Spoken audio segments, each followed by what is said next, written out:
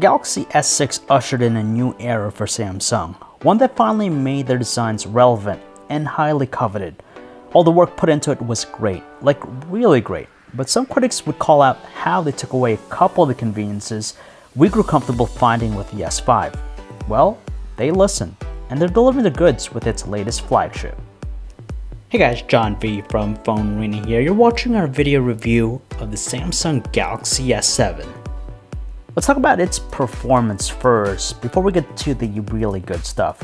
This year's S7 line uses two different chipsets. International versions are powered by Samsung's own Exynos 8890, but in our case, it's a Snapdragon 820 for US-bound variants.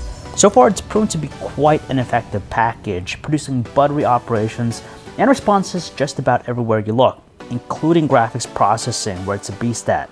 It also introduces Game Launcher, a feature specifically tooled for gamers. Essentially, it gives us the option to disable certain notifications for uninterrupted play, as well as the option to screen record the action.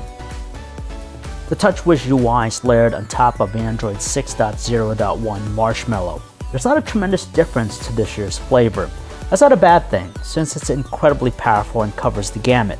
For power users, they'll love all the multitasking features, and at the same time, many of the advanced features are set to off by default.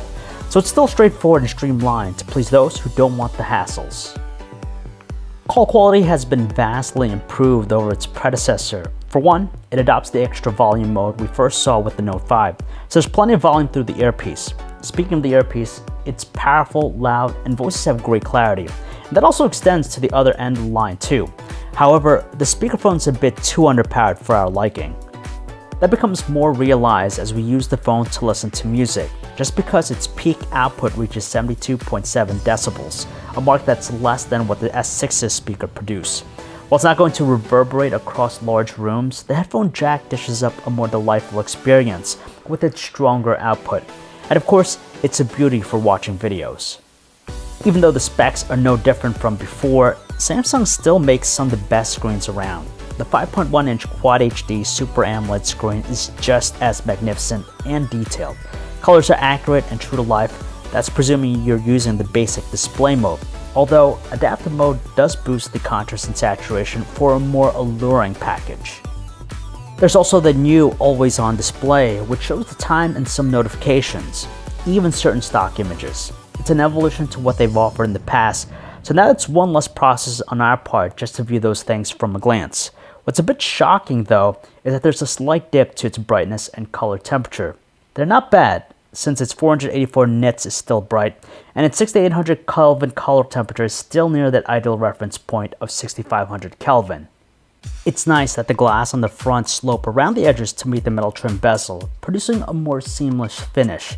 That's not all, just because it also adopts the Note 5's curved-back edges to give it a better feel in the hand. And while the same premium design language is back for a second go-through, there's one simple thing that cements its status, and that's the water-resistant construction that it reintroduces. Seriously, it's awesome that they brought back this feature, since it means that it could survive being used in the shower, in the rain, and even the unexpected spill. And yes, they've even brought back expandable storage with its incorporated micro SD slot. The nice thing too is that all the ports are water treated, so even though they're exposed and open, they're not going to be damaged. Throw in the fact that it still packs a responsive fingerprint sensor, a heart rate sensor, rapid charging, and wireless charging, it's still one of the most feature-filled devices out there. It's even better just because it's one of the few beautifully designed phones with an IP68 water-resistant construction.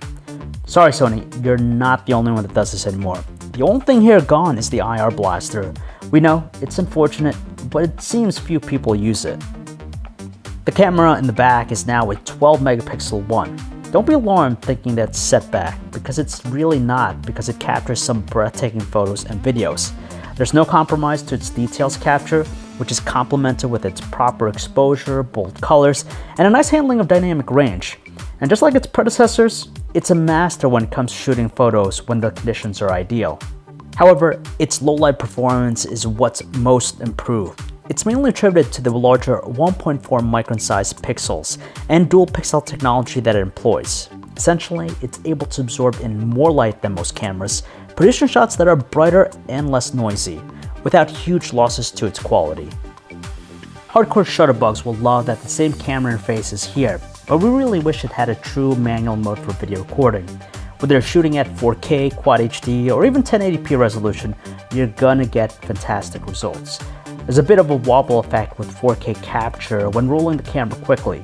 However, you're still getting great detail, super fast autofocus, and crisp audio recording. The only disappointment we have relates to its battery life. They've been able to stuff an even beefier 3000 mAh battery, but still only achieves a good 1 day of normal use, so it's very much average. In our custom battery benchmark test, it sputters out after 6 hours and 37 minutes, which is a good 30 minutes shy of the S6. Luckily, the 88 minutes needed to bring it back to 100% is more efficient, so even for a short period of time, you'll charge a good chunk of the battery. You can pick up the S7 for roughly $700 through most carriers. It's still a premium cost, but there's no other phone with the same caliber of features in its package. The specs might not be a tremendous upgrade, but at the end of the day, when you want a phone that just works, the Galaxy S7 is exactly that device. When we think of a flagship, we envision something that just works flawlessly and without much hassle. And this is exactly that.